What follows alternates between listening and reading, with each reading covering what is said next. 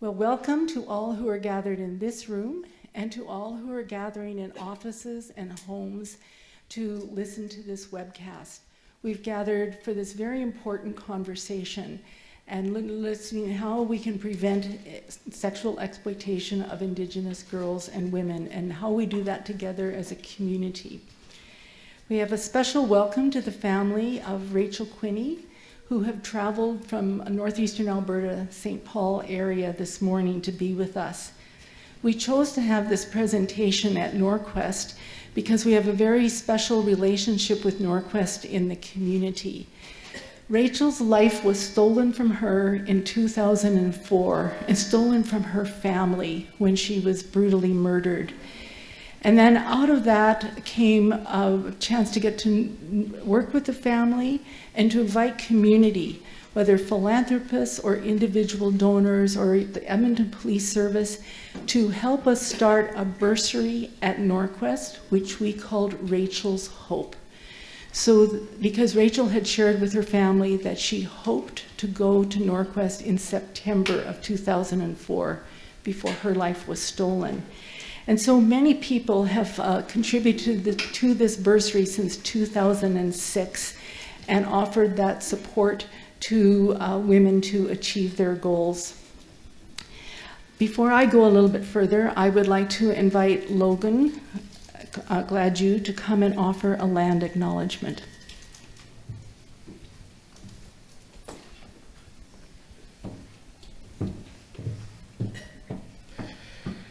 We acknowledge that we are on Treaty 6 territory, a traditional meeting ground, gathering place, and traveling route to the Cree, Saulteaux, Blackfoot, Métis, Dene, and Nakota Sioux. We acknowledge the many First Nations, Métis, and Inuit whose footsteps have marked these lands for centuries.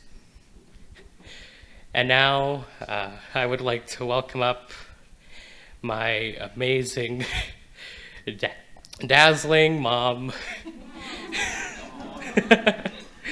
Joanna Gladue.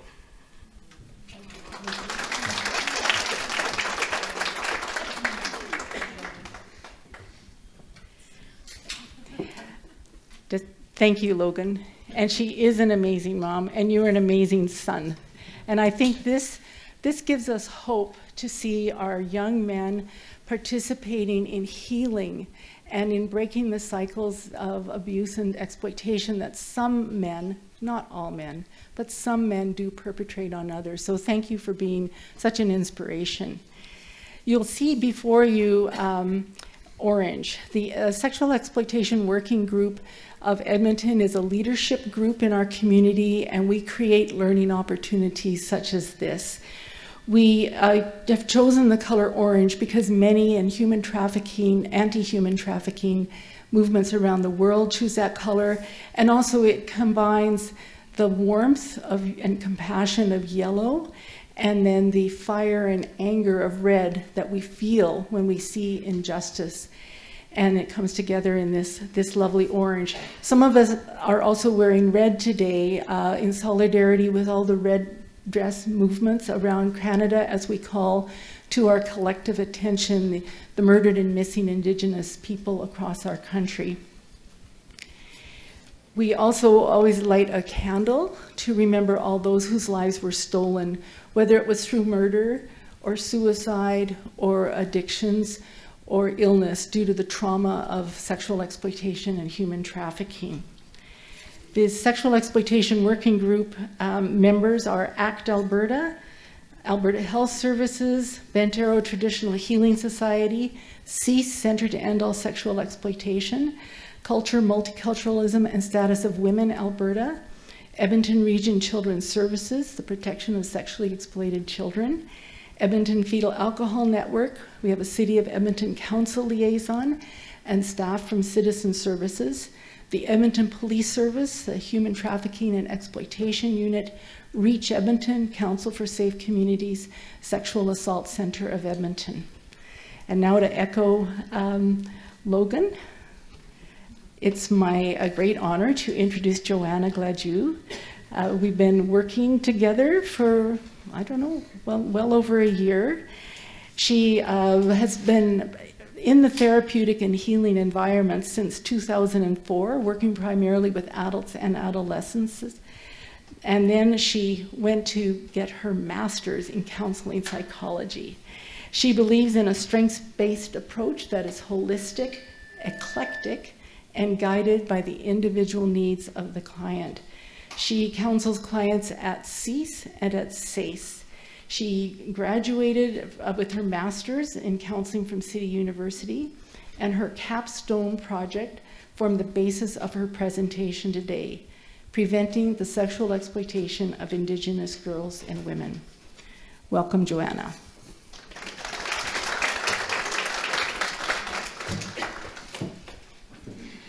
Thank you so much. As having a wonderful introduction from my son and to a woman who I admire and respect so much, so thank you for that. And I also want to acknowledge and thank the Quinney family for being here. It is my honor to share my presentation and to have your family present, so thank you. So as Kate said, this topic is one that I worked on for my capstone for my school, but it is one that is definitely much more personal to me. I know some individuals professionally and personally who are now on the Murdered Missing Indigenous Women database. And so that, of course, was my, inspiration in wanting to do something. So when I started this project, I started to think, let's look at all of the organizations and programs that are supporting those individuals that are being exploited in Canada. And I had a very hard time finding any that focused more so on prevention. Lots of support, lots of awareness campaigns, which are wonderful, which are definitely needed, but not a lot in terms of prevention. Because for me, I think we shouldn't even have to have this problem in Canada. Like, we should be working more so on how are we going to stop it. Like, it's just not acceptable anymore. So that was my reason for choosing this topic. And then as well, thinking of my own kids. I have a son and I have a daughter. And as a young single mom, I am talking to her about, this is what you need to do to take care of yourself. You need to watch yourself. You need to, honor yourself, honor your body, honor your spirit, and all of these teachings and values that I was giving to her. And then I realized, in having a son after, it's not just about educating our women, our girls. It's about educating our men and other people. So our girls don't always have to be watching themselves. And why is always the focus on them? So that's more so when I started to research programs that were geared towards men and young Indigenous boys. Sadly, there are not a lot in Canada. Lots focused on women, lots focused on girls, but not a lot on the men's role. So that was kind of the background as to how I started. So I will get started on my presentation now. Thank you. So I'm sure we all know the stats on murdered and missing Indigenous women in Canada, so I am not going to be focusing a lot on that, but these are just some of the stats that we have with an RCMP report. So, obviously Indigenous women are at a higher risk for all forms of violence and abuse. And yes, while there are, a high number that are known to the Indigenous women and girls, there is still a high number that are unknown, that are strangers. So, and regardless to who the perpetrator is, again, that should not be the focus. The focus is on, why is this happening? And how are we going to stop it? And, when you think about the statistics of how few Indigenous women there are in our Canadian population, yet they account for so many of the homicides across our country, that alone is very alarming. So research findings on murdered and missing Indigenous women and what has contributed to it. You know, we all have heard the historical influence of colonization, the disruption of cultural identity, the patriarchal values that have brought on to devalue Indigenous women, having to assimilate to the Western mainstream society, and then lots of the family values, the attachments, the relationships, the identity, all of that encapsulated to the problem. So I just did a little diagram on the impact of colonization because it is not just individually impacted. Of course, individually, you know, anyone who has their culture torn apart from them, who is made to feel less than on a day-to-day basis, that does take a toll on your self-esteem, your identity, your self-worth. So individually, you know, you have that impact of not feeling good enough. And then if you look moving more into the family, the relationships, the attachments, that is all going to be impacted as well. And then all of the historical teachings, the values, the belief system, things that defined Indigenous cultures and families, a lot of that were lost. Moms had their kids taken away from them. They lost their identity as a mom. Fathers, being providers, lost their role in the family, that sense of pride, that sense of accomplishment in contributing to the family and to their community. And then, of course, going on into the community, the impacts, the breakdown of that support, that collaborative way of life that was for Indigenous people prior to colonization, and then the trickle effect into society and to how society views Indigenous peoples. And then, of course, there's the elements of racism, sexism, and classism. So again, I'm not gonna go too much into this, but just to give you an idea of how colonization is deep-rooted. So I'm sure we've all seen, you know, the headlines, the marches, all of the events that we have for murdered, missing Indigenous women and girls. I myself have been involved in supporting these events.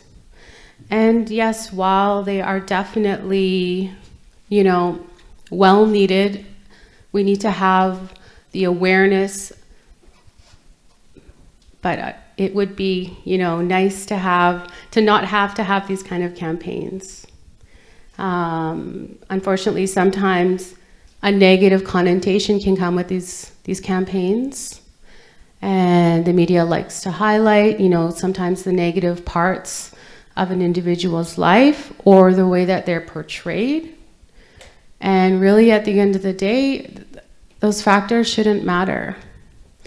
All the stereotypes that we have, you know, and that ideology that every murdered, missing Indigenous woman and girl, you know, well, she's in the sex trade, it's her life, it's, you know, her broken family, when that's not actually always the case.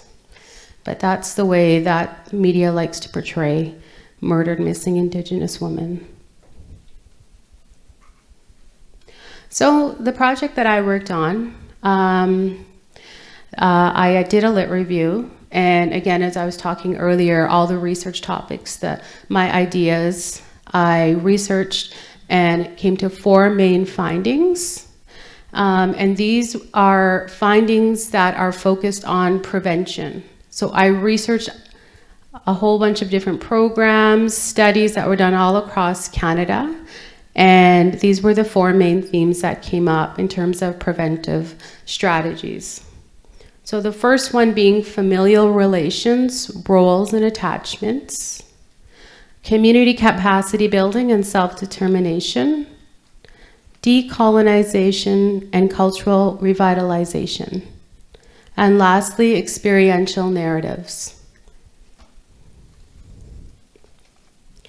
So when you think about I guess, in terms of the first one, familial relations, that is focused more so on when I was talking about the individual and families, that loss of attachments, that loss of sense of collaborative way of life, and really being cognizant that Indigenous families are very close. Like, kinship is something that is very important.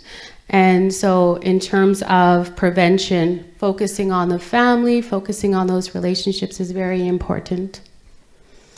And looking more so, I guess, into what the findings show for, you know, how we can work towards preventative ways in terms of one-on-one work in clinical practice. So being very aware that families can be a part of the healing process and should be if they are available. I know sometimes with the work that I do as a therapist, sometimes there's not the healthy families and support to, you know, try to collaborate when I'm making up a treatment plan for a client, but, you know, being creative and trying to find ways. And so maybe not just limiting family supports to biological, but there's extended family, you know, and so it doesn't have to be a blood relative necessarily to be family. And so trying to work with, you know, that individual in a supportive environment and trying to connect and involve families and understanding that that value is there. And also not being judgmental in terms of which family they identify as their mother or father, because I know even for myself as an Indigenous person, I consider my aunts, you know, to be my second moms. And so sometimes if mom's not available for your client, maybe it's relying on an aunt or a cousin. So trauma is intergenerational. And so again, that's another good reason to involve the family, because healing has to take place not just with the individual, but with the family as well. And that is not just to say that preventative work needs to be focused on, you know, just making people aware of like what not to do so your kids are not going to be, you know, victimized or targeted. It's recognizing that it's sometimes breaking that cycle. And so treatment with the perpetrators is something that would be very important to breaking the intergenerational trauma. And that way, if you're a clinician, you know, if it's at all possible, being aware that, you know, the perpetrator and a family might and could also be part of the healing. Because if we are going to try to end intergenerational trauma, we need to work with those that are already offending, that have offended, and trying to find ways to support them. So building capacity was one of the other main areas that I found. So working within the community, and, you know, and when I say community, it doesn't have to be like specifically a small community. It could be the community of Edmonton. So rural, urban, doesn't matter, but just trying to find out, you know, what supports and services are there, and ways that, you know, you can work together with the services and those providers that are already providing supports. Because for a clinician, you know, you can't just work on the assumption that, you know, you're going to be the only person involved in healing this trauma, that it's going to take more than one person. And so relying on those other connections that are already in the community. So yeah, and that could also even just be elders. It could be chief and council if you're working on a reserve. Just anyone that you know has that same ideology of prevention, of supports. And then another main area was decolonization.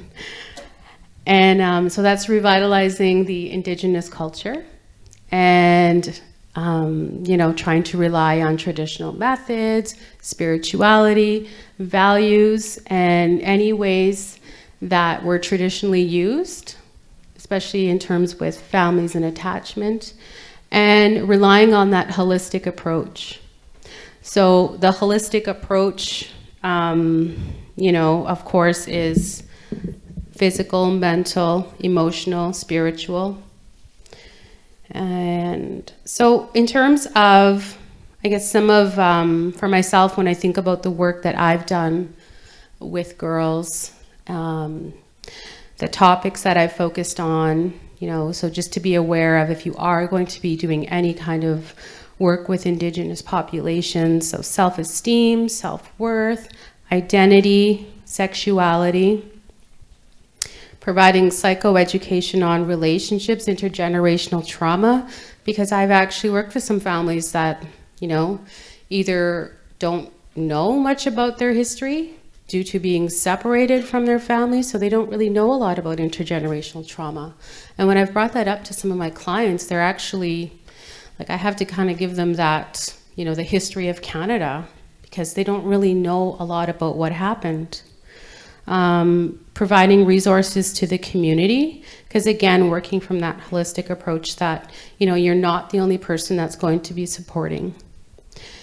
So for staff, working with these populations, having culturally competent training workshops that are available, that are designed and facilitated by Indigenous people, having some input and consultation with those that work with those that have been sexually exploited, or either those have or are out of that life. So having input is very important. And so one of the things that I actually designed a program which for clinicians, but there's obviously not time today to talk about all of that. But one of the things in my workshop is that, giving some clinicians and frontline workers exploitation warning signs in your clients or in your students in the school. So one of the things that I've noticed in my work is maybe the appearance of, the people the girls that you're working with. So I would be aware if suddenly, my client comes in, she's very, low socioeconomic status, comes in with brand new cell phone, nails done, new outfit, new shoes, brand name purse. Those are some of the things that I've watched out for, talking about a boyfriend, an older boyfriend, that could possibly be somebody that is exploiting them.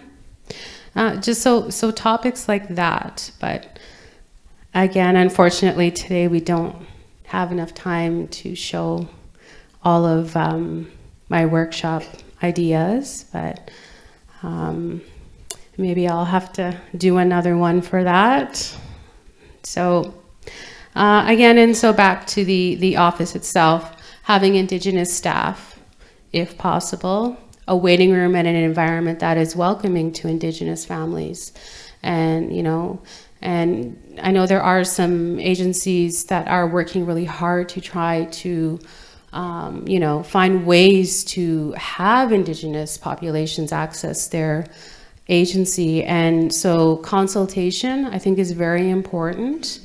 And, not just putting up a picture of an Indigenous art and then just think, okay, this is it.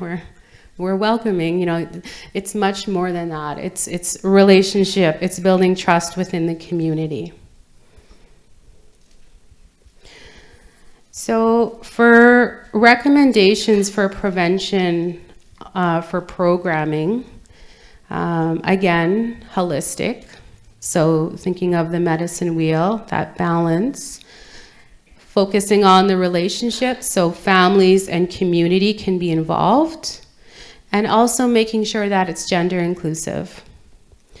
And then, as I said before, it's, while empowering women programs in the community are great, it is, we can't just assume that, even for me as a mom, telling my daughter to, these are all the ways to prevent yourself from being exploited or trafficked.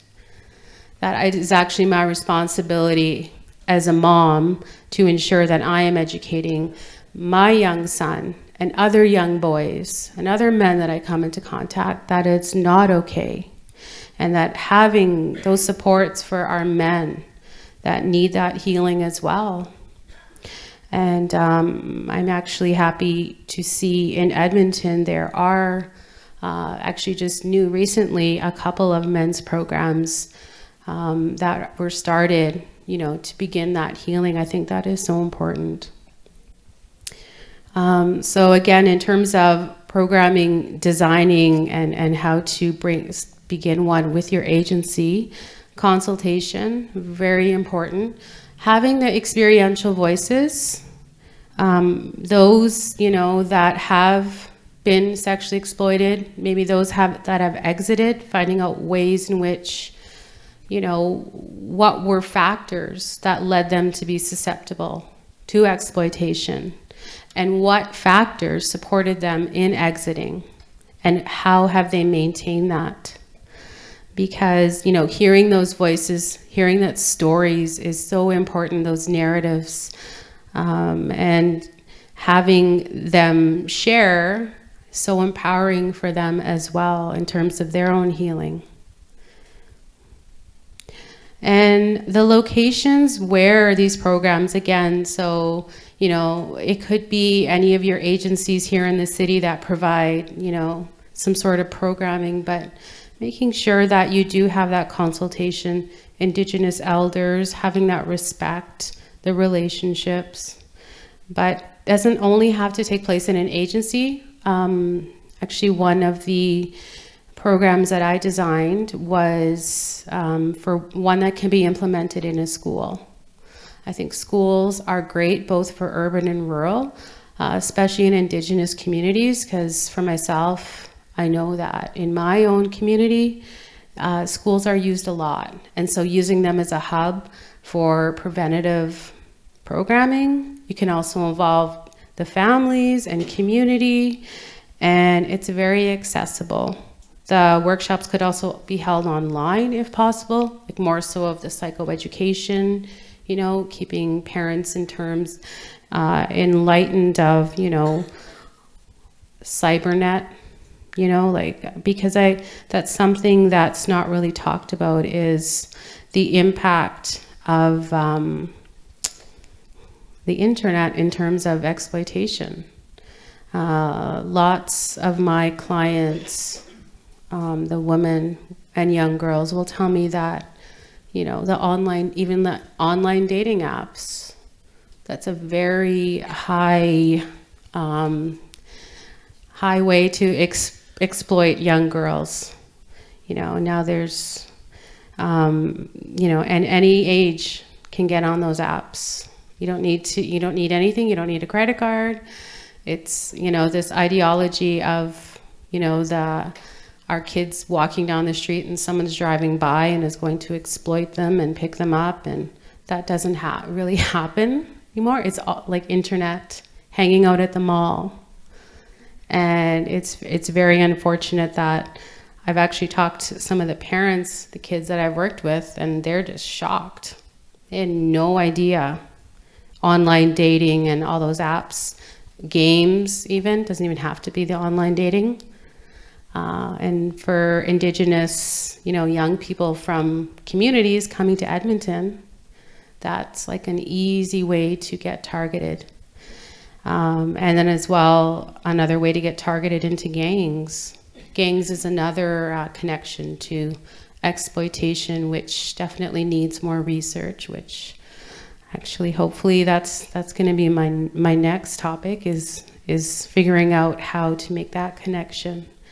But the programming doesn't only have to be about like warning of exploitation. It can be positive for both the boys and the girls, like the youth, giving them hope, giving them goals, giving them dreams, that, you don't have to be a target. You don't have to always be watching yourself, that, you know, you can make a difference. You can have a positive life.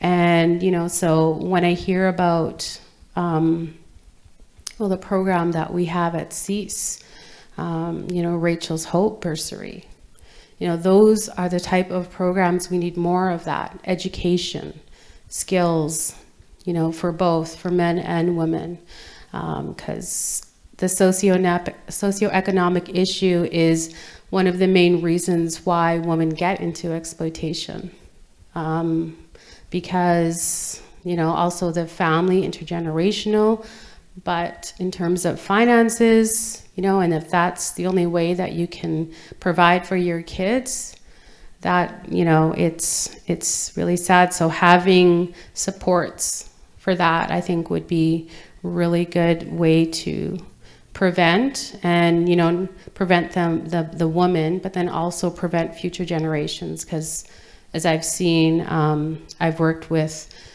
the kids, and then I found out their aunts were also involved, and then grandma, other cousins. So if we can try to break that off as soon as we can with education, I think that's very important in breaking that cycle.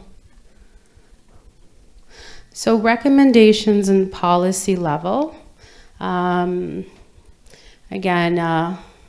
relationships, consultation with those agencies in the community that are already doing, you know, prevention work.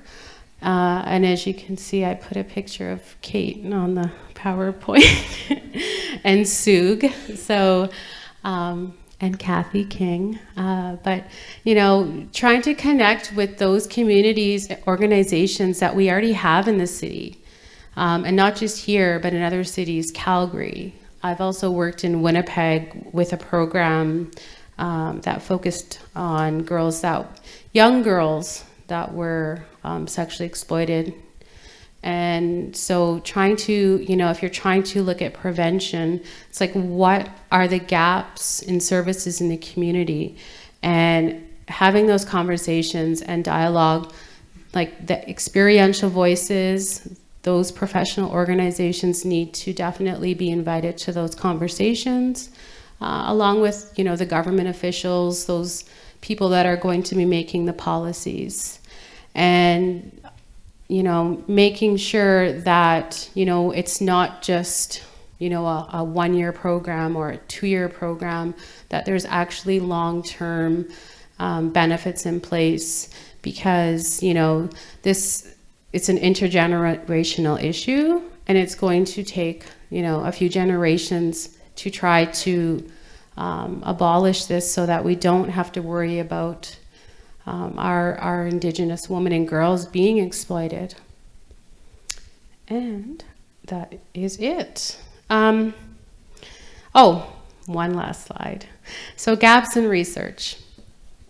So I'm not going to go, this was just more so for my own assignment, but something, I think the main thing that I would like to just point out is that something that I could not find in the research was research that is being done on healthy, functioning, role model Indigenous people in Canada, because there are a lot that I know. Lots that I'm blessed to work with, my colleagues, and I often wonder, like, why is the research on Indigenous people always so the disparaging, the dismal stats? Like more focus needs to be on what's working with Indigenous families and communities. Like, where's the positive stories? I think learning from those people that have those protective factors in place, and finding out, you know, what has kept them going, and, you know, what supports could we put in place, and where are we missing? Like, what is missing for them? So rather than always focusing on, you know, the studies that highlight all the negativity, it's focusing on some of the positives. And I actually saw some positive role models here today. I mean, there's students around us There's an Indigenous Student Services. So I think future research could be focused on that population and finding out what's working for them.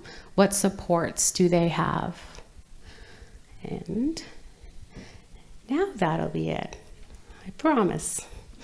So this is my contact information, especially for those people who are not here today and want to get in touch with me in terms of questions. And I can be reached by email is probably better, but that is my cell number.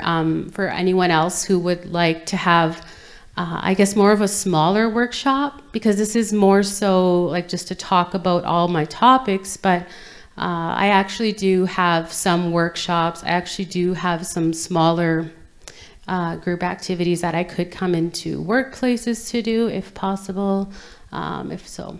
So feel free to get a hold of me, but I guess that's everything. Yeah.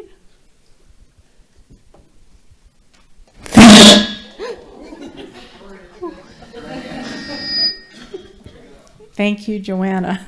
Sorry, everybody.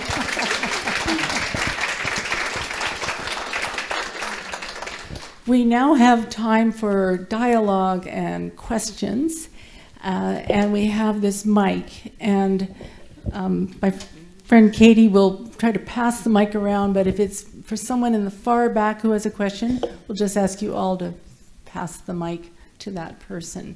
So Joanna and I will try to see who might put their hands up, and Katie will run the mic. And if there's no questions, that's totally fine. Hi, my name is Jessica. I just wanted to say thank you. I'm a student here at Norquest, and I access the Indigenous Center, and I am also a recipient of the Rachel's Hope bursary. So I'm very honored and blessed to be here, and just grateful to hear that, so much interest is being taken into putting into place some of those preventative measures. And I'd be interested to speak with you. Thank you.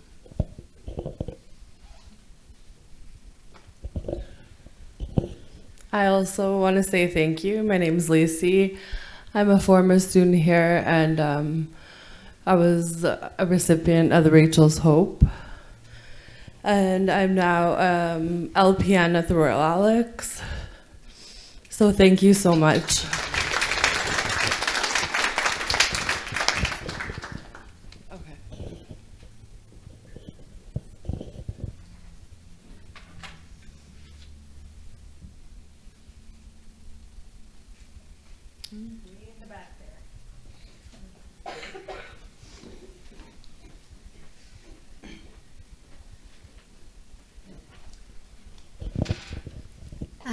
Hi, my name is Lourdes. I just have a question. You mentioned about some initiatives here in Edmonton about engaging men and boys. Could you be able to expand a little bit more on what are those and what's the name of those initiatives, please? I know of the one, and that is one that Stephanie Harp helped to support. And I heard about that one through a Facebook group. So I believe it's with the IAAW.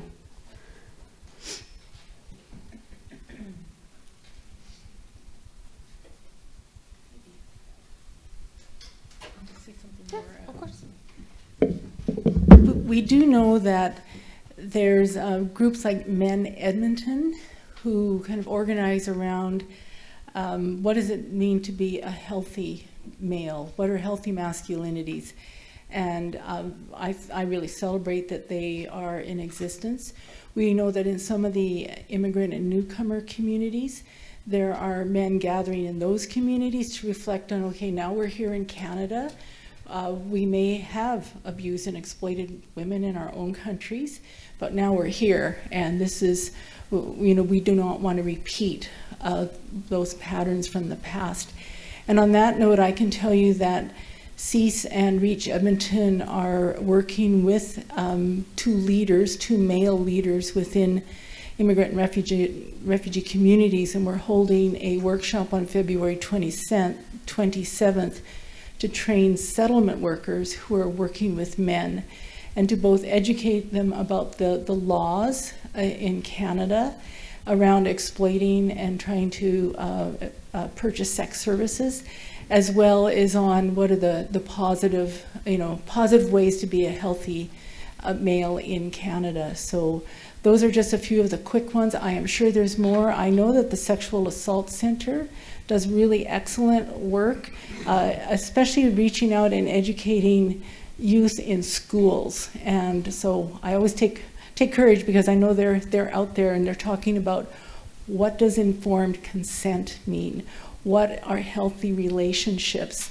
So those are just some of the things I know of quickly in Edmonton.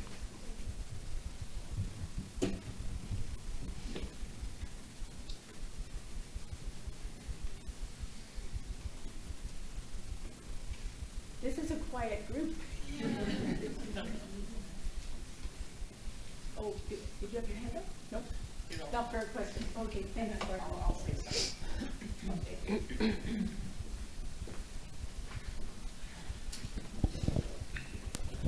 Hi, my name is Darlene. I'm the mother of Lacey. I want to thank Rachel's Hope for getting my daughter where she's at today. Actually, this anniversary saved her life. She was brutally stabbed by an individual. She died twice. And with Rachel's Hope, Lacey found that anniversary online or something, and she was so excited. And it brought her to where she is today. We got her life back. She lived a promiscuous lifestyle when she was younger. But with Rachel's Hope, gave us hope. So I just want to say thank you to all.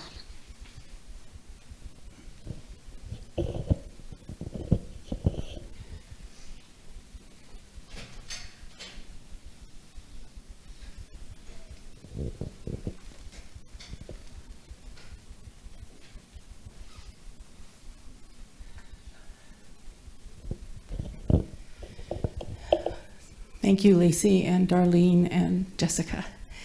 And when we worked together as a community to start this bursary in 2006, our hope was that it would be like a lighthouse, that women and people of all genders who'd been exploited might see that light and know that the community was supporting them. And the donors over the years have been incredible, whether it was an individual like my mom, or the City of Edmonton Employees Charitable Fund, Aon Reed Stenhouse, philanthropists who gave, I think it was $35,000 a year for 5 years, about 10 years ago. When we created this beacon of hope, the community joined in, and I think that's so hopeful.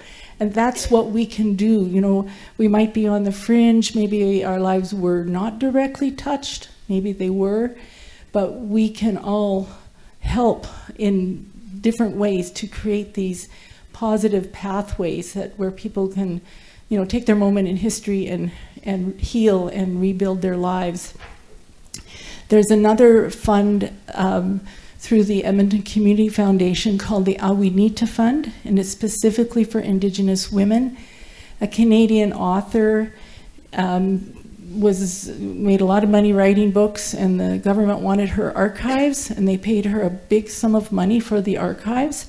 So she came to the Edmonton Community Foundation and said, I want to reinvest this to help Indigenous women. And so she established the Awinita Fund through the Community Foundation, and we work with CEASE to allocate those funds. The Community Foundation also mobilizes money through some of the independent family funds. So maybe one year we'll get $1,500 from such and such family. and they want us to use it for bursaries. Or the bigger Eldon and Ann Foot Fund, we receive $30,000 a year that we are able to use for bursaries for people who aren't going to, say, Norquest or a university or a college, but who, maybe a $2,500 bursary is going to help them on their way in a different kind of community course. So I think this is a strength that Joanna was talking about how community can participate and support people on their pathways. Maybe this is the moment I could ask Rachel's aunt to read a poem that was it her cousin who wrote the poem? Your son who wrote this poem.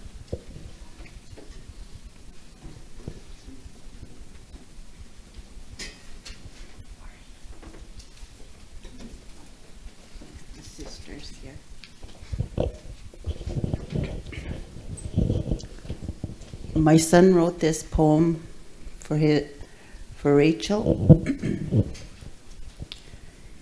He writes, in loving memory of Rachel Quinney. The memories still live on, even though you are gone. Your humor and love still falls from your home above. The smile you always show warms our heart and makes our heart love grow.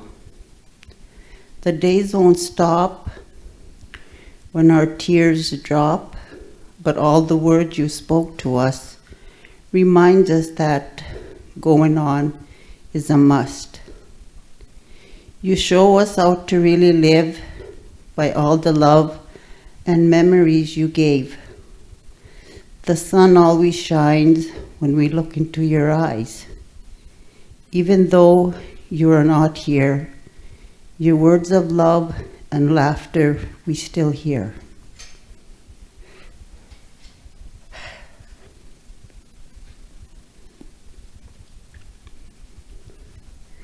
We won't stop until it's done, until all your dreams are sung. We want your dreams to live on. We want every picture drawn until the masterpiece of Rachel takes shape. We won't stop. We'll do everything to make your dreams a reality.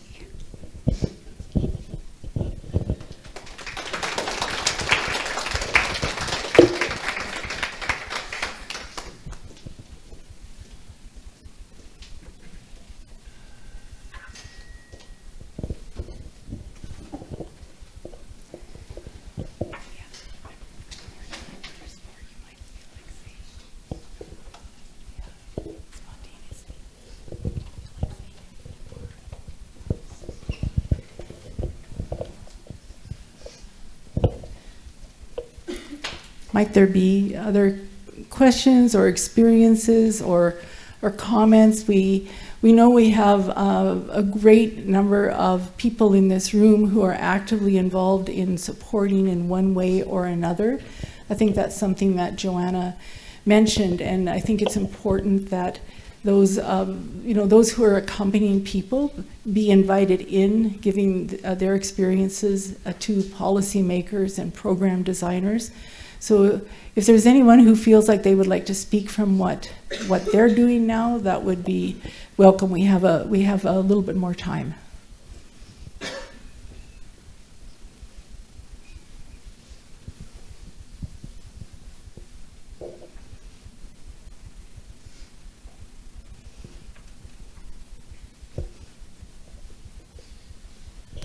Well, I have a little bit of a political statement, and please stop me if you think this isn't the most appropriate place to say it, but I think it's so important to hear the men who are supporting us. This ties in with what you said.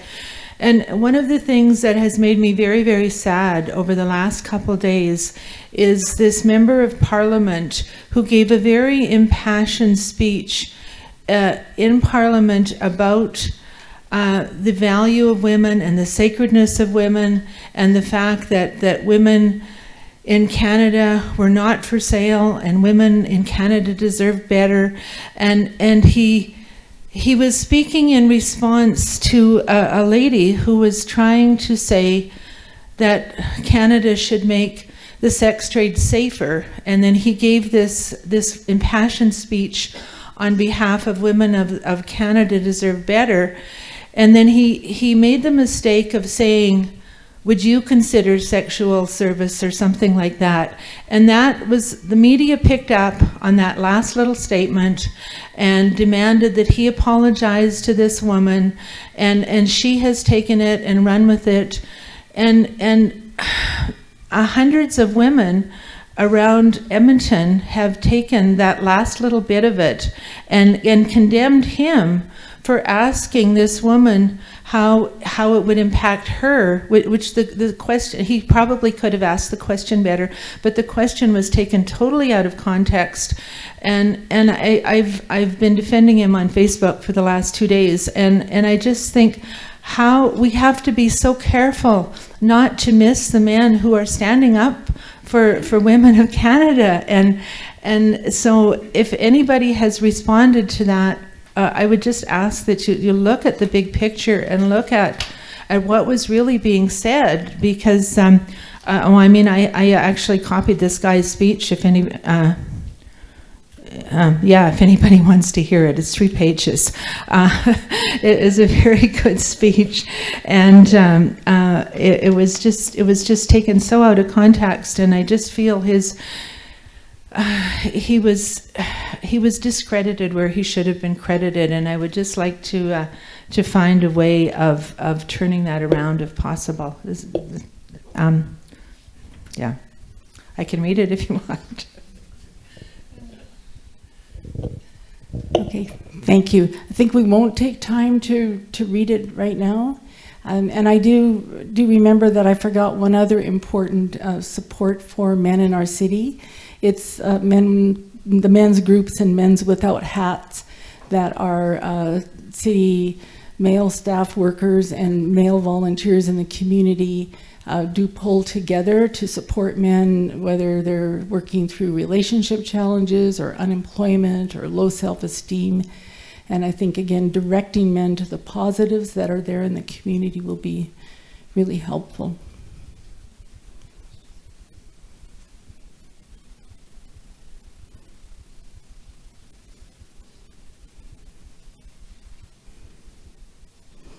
I think this means that we are ready to conclude.